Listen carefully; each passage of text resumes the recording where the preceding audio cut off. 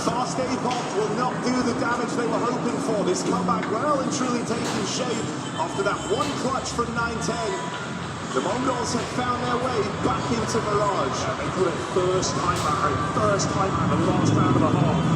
Try and track this one out. Aurora, after 4 rounds lost in a row, feel like it's time to get another perspective.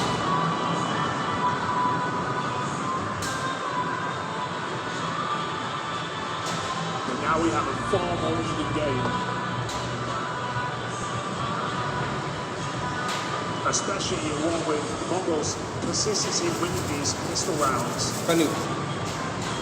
The thing as well, like, even on that big streak, the one guy who looked beautiful in any way, shape or form, like with the aggressive moves he was making, the info he was collecting was Mazzinho. If you remember, it was him always going to the out. Ada satu lagi di sana tuh. Hah? Ada satu lagi.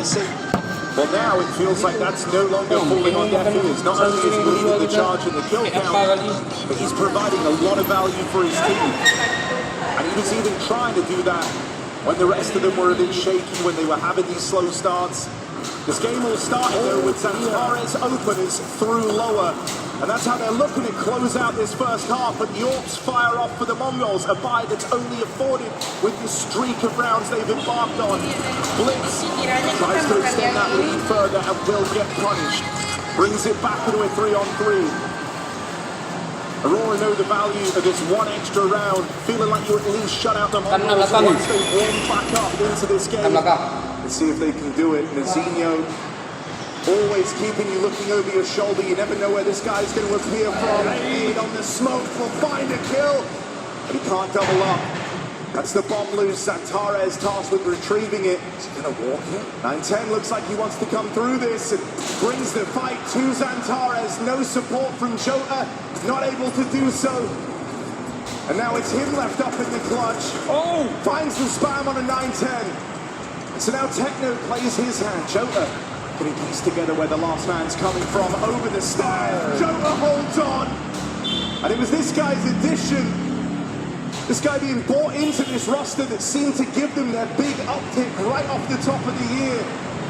That is a huge 1v2 for Jota to find, and critically it stops that 5-round streak, that nightmare scenario coming in down the end of the half. Yeah, now you at least feel like you've broken the momentum going into your CT side. That's clutches coming through from 3 different players on Aurora in this T-half. But yeah, there were some close rounds. Yeah, their money got broken, but they still take a pretty dominant lead.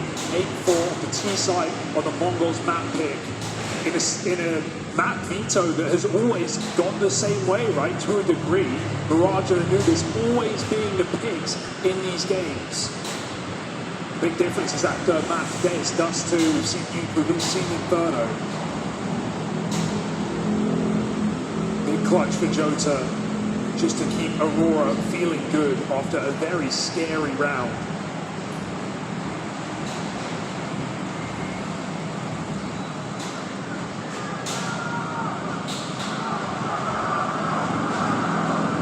This pistol round is worth a lot. If Aurora pick it up, they feel like they're right there. They feel like they're a rifle round away from winning Mirage. If the Mongols win it though, this gap will start to close, and it will close quickly. An 8-4 half can suddenly become an even game.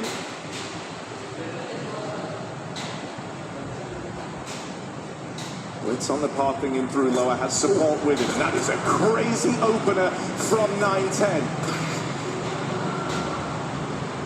Antares with an important equalizer, and once it brings it back around, Aurora in pole position. Antares mobile!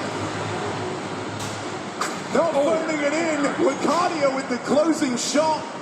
And Aurora dominate that pistol round. That's in spite of that gnarly shot from 910 to find the 5v4. Yeah, those jiggles are so uncomfortable for Techno when you're just playing, timing, your AD tapping, and Antares is doing the same. It feels so hard to be reliable.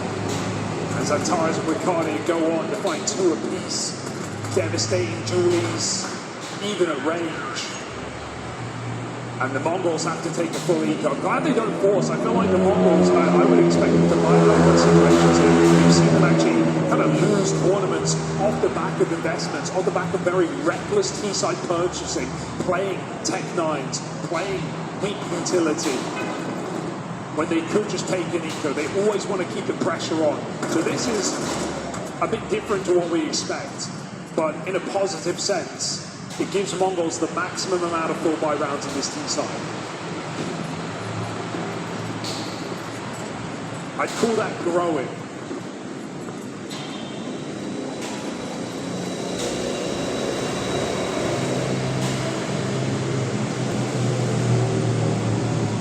Manager 4 and 11 has not been a problem at all for Aurora, leading the team, calling the shots. And now he's tasked with a bit of an awkward B hit. That Molly won't tick. Matt's going to be behind him. That's the spot off. That's a lot of info now. They know they're coming. Nate goes in, finds even more damage. So it's well handled, well contained. Doesn't get better than that. And so it's now or never for the Mongols. If it was ever going to happen, it has to happen here. Don't know what to expect in an Anubis game with such highs but such lows from the Mongols, and the devastating consistency that Aurora have brought to that map ever since this year started.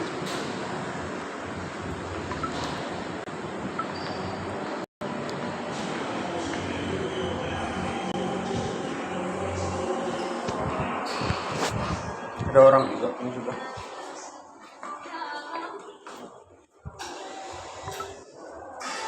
Udah mulai kocak anjing.